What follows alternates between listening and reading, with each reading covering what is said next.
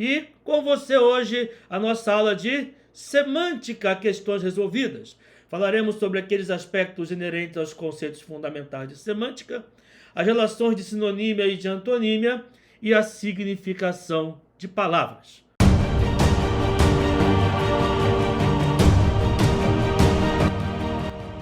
E a nossa primeira questão, uma questão para professor, Secretaria de Educação de Alagoas, Sebrasp.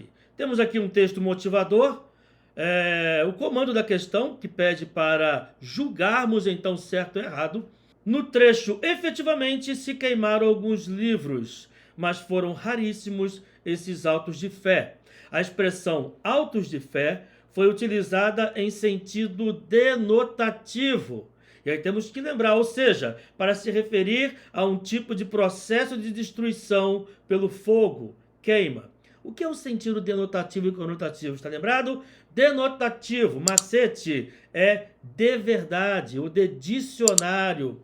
O conotativo, quer ver um macete interessante aqui, é de conto de fadas. O que é conotativo é figurado, é metafórico, é o conto de fadas conotativo. Denotativo de verdade. Não podemos confundir esses conceitos, são muito importantes tanto na banca Sebrasp quanto também em outras bancas, outros concursos. Bom, então aqui nós temos que perceber pela leitura do texto, também me afligiu a ideia de jogar no papel criaturas vivas. Olha só, ele está falando aqui então do ato de escrever, jogar no papel criaturas vivas. Então note que ele já começa aqui com um tom conotativo, sem disfarces, com os nomes que tem no registro civil. Repugnava-me deformá-las, dar-lhes pseudônimo, fazer do livro uma espécie de romance. Mas teria eu o direito de utilizá-las em história presumivelmente verdadeira? Então ele está falando aqui da oposição entre a verdade e a ficção, né? Que diriam elas se vissem impressas, realizando atos esquecidos, repetindo palavras contestáveis e obliteradas? Restar-me-ia alegar que a DIP, a polícia, enfim, os hábitos de um decênio de arroxo me impediram o trabalho. Isto, porém, seria injustiça. Aí vem aqui a parte, né, que temos: nunca tivemos censura prévia em obra de arte. Efetivamente, se queimaram alguns livros, mas foram raríssimos esses autos de fé. E ele continua aqui e pergunta se o sentido é denotativo. Note que aqui ele conta uma história e começa a fazer uma reflexão com base no que a gente chamamos aqui até de certo fluxo da consciência, uma reflexão sobre o ato de escrever. É um texto metalinguístico. E aqui o que predomina é a linguagem conotativa, a linguagem figurada, que não é queimar livros realmente. Não temos um contexto que nos permita falar: ah, professor, houve lá o Index Prohibitorum lá da Contra-Reforma Protestante. Mas ele não está se referindo a isso. Ele não está aqui diretamente no texto, quando continua aqui, não há essa referência. Então seria uma extrapolação marcar isso. Portanto, a questão 1 ela está errada. O texto, então, expressa esses autos de fé, expressa aqui, né, nem está falando de fé de religião. Auto de fé aqui seria a criação de personagens. E queimar livros também se associa ao fato de que autos de fé não são autos de fé. É algo também figurado, conotativo, portanto. Compreendeu? Vamos à questão 2, então? Questão 2, aí temos aqui um texto de Mário Perini, eu aqui cortei propositalmente, temos aqui o texto motivador, o enunciado então da questão, né, o comando da questão. No texto o verbo correr está empregado com sentido denotativo, sentido real. Vamos ver aqui então. O maior perigo que correm as línguas. Alguém já viu língua criar perna e sair correndo por aí? Tá fácil, né? As línguas correm o perigo. Elas estão sujeitas a. É nesse sentido. Portanto, dizer que é denotativo também é um erro, é um equívoco. Esse aqui foi mais fácil, mais tranquilo, mas para que você perceba como que Sebrasp costuma cobrar esse tipo de questão, tipo de assunto. Vamos à próxima questão, a questão 3. O comando da questão diz no final do parágrafo a palavra sobretudo. Fique atento a isso aqui. Eu já vi cair essa palavra sobretudo na prova do Sebrasp mais de uma vez. Aliás, mais de 2 vezes. Então fique atento que eu vou trazer para vocês aqui pelo menos duas questões em que se trata desse assunto. E note que é praticamente a mesma pergunta. O que significa sobretudo? Vamos lá então. No final do parágrafo, a palavra sobretudo poderia ser substituída por mormente. O que é esse mormente? Já ouviu falar de Capitão Mor? Ouviu falar de chefe Mor? Mor é maior, é uma corruptela de maior. Ou seja, mormente seria o que é maior, o que é principal, equivale a principalmente.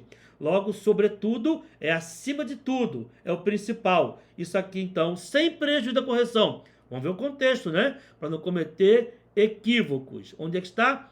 Temos aqui o parágrafo inteiro. O direito, o processo decisório e os julgamentos são eminentemente de natureza humana e dependem do ser humano para serem realizados. Assim, mesmo que os avanços tecnológicos sejam inevitáveis, todas as inovações eletrônicas e virtuais devem sempre ser implementadas com parcimônia, com economia e vistas com muito cuidado, não apenas para sempre permitirem o exercício de direitos e garantias, mas também para não restringirem e sim ampliarem o acesso à justiça e, principalmente, e especialmente e sobretudo para manterem a insubstituível humanidade da justiça. Isso aqui está perfeito, está correto.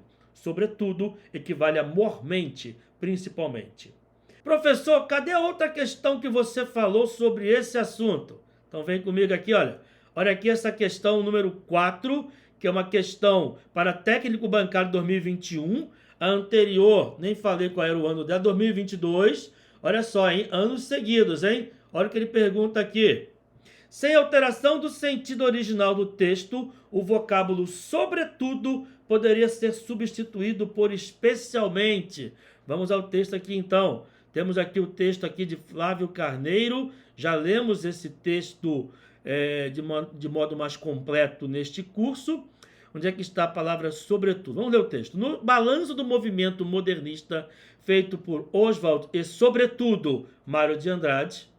Então, o movimento modernista é de responsabilidade de Oswald de Andrade e, principalmente, e mormente, e especialmente Mário de Andrade. Sim, isso está correto. Percebeu? 2 anos seguidos caindo no mesmo tipo de questão, de questionamento, praticamente.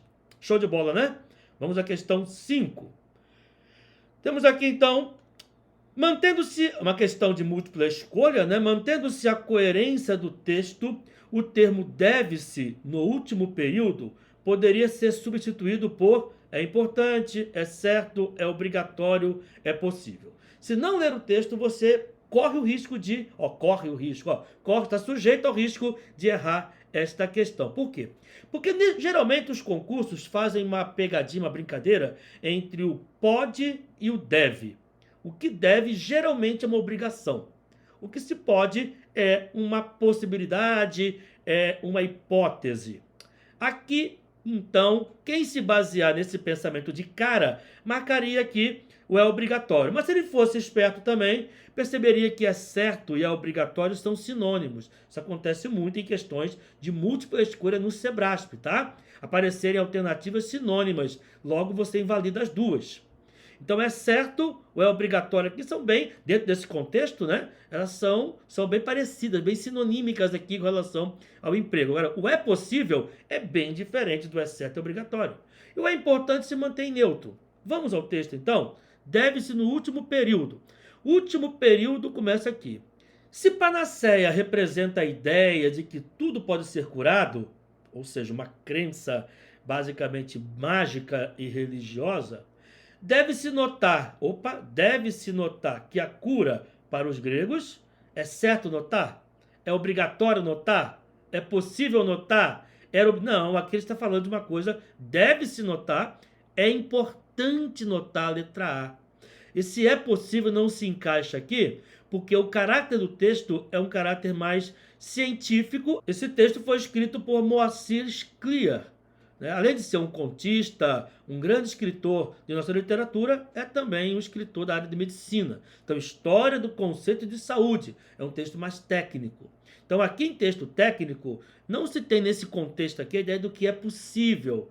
E sim, é importante notar, e não é possível notar. Isso aqui é uma coisa que se comprova, segundo o texto como um todo. Tá? Até aqui eu cortei aqui a parte superior, né? A parte inicial do texto, mas é um texto que mostra comprovações, tá? Logo, é importante, é desejável notar. Não chega a ser imperativo, mas é importante.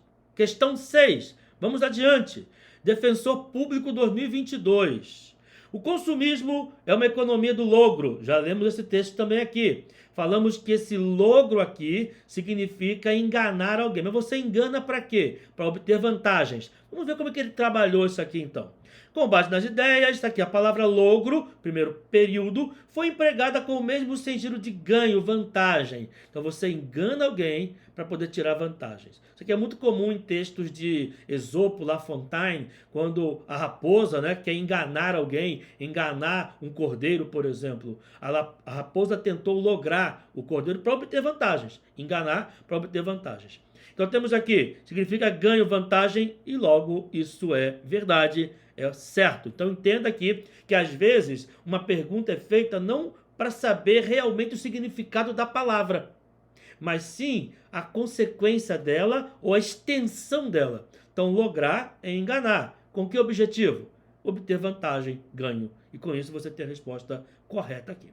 Vamos adiante então? Temos um texto um pouquinho mais comprido, mas temos aqui um texto que já foi lido por nós. E temos aqui a pergunta que é feita. Vamos lá então. No início do último parágrafo, a palavra insólita tem o mesmo sentido de firme, inabalável. E ele quer saber se é certo ou errado. Bom, a palavra insólita, eu vi muito essa palavra aqui quando lia críticas, né? Críticas literárias, crítica no bom sentido, de falar sobre, de explicar, da obra de Manuel de Barros. E é interessante, o autor que eu lia dizia que a obra de Manuel de Barros apresenta uma poesia de imagens insólitas. E eu aprendi essa palavra faz muito tempo. O insólito é aquilo que é raro, é aquilo que se diferencia da maioria das outras coisas. Então temos aqui o emprego dessa palavra no último parágrafo, né? E se alguém quer mais detalhes sobre sua insólita teoria, tem uma teoria aqui do avanço socialismo, se você ler o texto, já lemos o texto, né? Então vai perceber que nesse caso ele vai ter uma teoria peculiar, uma teoria rara de se ouvir porque é dele. Ele criou, ele inventou. Portanto, não, insólito é algo raro, diferente, difícil de se encontrar, e não firme, inabalável. A questão está errada. Show de bola? Vamos adiante para a questão número 8. Temos aqui a questão para professor, Secretaria de Educação de Alagoas, 2021, a arte da quarentena. Então temos aqui a palavra ironizar. No primeiro período, o termo ironizar está empregado com o sentido de relevar. Cuidado, hein? Relevar e não revelar. Tem que ler bem a palavra para poder... eu li errado. Não é revelar. Também estaria errado. Isso aqui está errado já. Mas relevar é não ligar. É fazer vista grossa. Vou relevar o que você disse. Ou seja, vou fingir que não ouvi. Seria algo como ignorar. Poderia ser um quase sinônimo, que não pode ser confundido com ironizar. Ironizar é falar uma coisa querendo dizer outra ao contrário. Tudo bem? Então nós não temos aqui um sinônimo. Ironizar, dizer uma coisa querendo dizer outra, e relevar é ignorar, digamos assim, não levar em consideração. Então isso aqui está errado como sinônimo, dizendo que é o mesmo sentido. Questão 9. Da Polícia Judiciária 2021 também. Temos aqui, então, uma questão para julgamento, mantendo-se a coerência e a correção gramatical do texto, o vocábulo imensuráveis, e já anote aí que é o mesmo que incomensuráveis, tá? Incomensuráveis e mensuráveis são sinônimos. Em que pode causar danos imensuráveis à saúde da vista. Em que pode causar danos imensuráveis à saúde da vítima, último parágrafo, poderia ser substituído por vastos. Vastos e comensuráveis, grandiosos, vastos. Sim, nesse trecho aqui, que é esse trecho que temos aqui também no texto, nós temos esse sentido. É realmente o sentido de vastidão. Portanto, a questão está certa. Sinonímia no Sebrasp. Show de bola? Vamos lá então. Questão número 10. Está aqui a questão... Opa, essa aqui é uma das maiores pegadinhas do Sebrasp. Chega a ser uma maldade. Eu confesso que eu erraria essa questão por não conhecer essa palavra. É cornucópia. Quando eu vi essa palavra corno, do latim cornus, que significa chifre, né? Eu até corno, tá? Mas eu até associei, mas não sabia o que era cornucópia. Então, o que é isso aqui? Vamos lá, vamos entender aqui, ó. Entretanto, visto pelo contexto, você consegue decifrar. Entretanto, a rotina do trabalho diário e a falta de tempo para dormir e sonhar, que acometem a maioria dos trabalhadores, são cruciais para o mal-estar da civilização contemporânea. É gritante o contraste entre a relevância motivacional do sonho e sua banalização no mundo industrial globalizado. No século XXI, a busca pelo sonho perdido envolve rastreadores de sono, colchões high-tech, máquinas de estimulação sonora, pijamas com biosensores, robôs para ajudar a dormir e uma cornucópia de remédios. Veja bem, ele cita aqui então vários acessórios, colchões high-tech, máquinas. Então, em busca de quê? Do sono perdido. Para você alcançar o retorno a esse sono perdido, você tem que ter uma série de acessórios e também tomar remédios. E temos aqui uma cornucópia de remédios. Você acha que depois dele colocar essa série de acessórios, uma cornucópia de remédios, é uma pequena quantidade, um pouquinho de remédios? Ou uma vastidão de remédios, vários tipos de remédios? Grande quantidade, vários tipos. Com isso só já seria possível matar a questão, pelo contexto. Então a palavra cornucópia, último período, está empregada no sentido no texto com o sentido de abundância, profusão, grande quantidade, esse está correto. Mas professor, afinal de contas, o que é cornucópia? Tem a ver com corno realmente? Tem. Olha aqui o desenho aqui, olha. É uma espécie de bandeja em formato de chifre, em que se colocavam frutas, Isso significava abundância na antiguidade. Outro exemplo aqui, olha lá. Frutas derramando. Isso aqui era sinal de profusão, de prosperidade, de felicidade. Professor, felicidade? É felicidade. Professor, nunca pensei que um chifre já tivesse sido motivo de felicidade. Vai entender a história humana. Concordo com você se você pensou assim. Mas é isso, tá? Essa ideia do chifre aqui está ligado a essa profusão, ligado aqui a essa abundância, essa prosperidade. Pelo contexto você mataria, mas que a pegadinha é. Que a pegadinha é porque você não conhece a palavra, mas tem que ir pelo contexto. Essa é a dica. Vamos então à questão número 11. Agente de polícia 2021. Temos aqui então também para julgar certo e errado, no trecho feito um banhista incerto, assoma depois com sua nudez no trampolim do patamar. O termo assoma foi empregado no sentido de surgir. Assomar é surgir. Isso aí já é um tipo direto até de sinonímia. Mas está aqui no trecho, né, que ele citou, feito o banhista incerto, assoma depois com sua nudez. Ele surge, ele aparece, está correto. Ok? É questão de conhecer a mesma palavra. Anote mais um vocábulo para o seu diampômetro, para o seu mini dicionário Sebrasp, que estamos fazendo desde o início do nosso curso e vamos continuar. Questão número 12. Analista de ciência de dados 2021. Temos aqui então uma questão também para julgamento certo e errado. No trecho, a biodiversidade é o correlato da técnico-diversidade. A palavra correlato tem o mesmo sentido de análogo.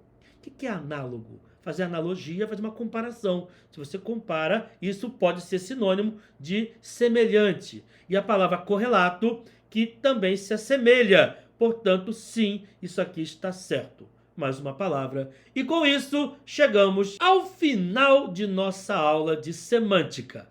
Daqui por diante, vamos trabalhar o aspecto gramatical do Sebrasp, começando pela fonologia. Mas se você observou lá em nosso raio-x, que eu coloquei bem nas primeiras aulas, lá no Comece por Aqui e tal, vai perceber que são poucos assuntos cobrados referentes a fonemas, a grafia em si. O que mais é cobrado é acentuação gráfica e emprego do hífen. Às vezes, emprego do hífen muito pouco e acentuação gráfica um pouco mais. Mas vamos passar a si mesmo por isso, estude, porque pode ser uma questão que defina a sua vida em concursos públicos. Vamos continuar então, da fonologia, morfologia e sintaxe, sempre buscando angariar mais conhecimento e assim condições de aprovação no seu concurso, e é isso que vai acontecer. Aguardo você, portanto, no próximo módulo, no próximo vídeo. Até breve.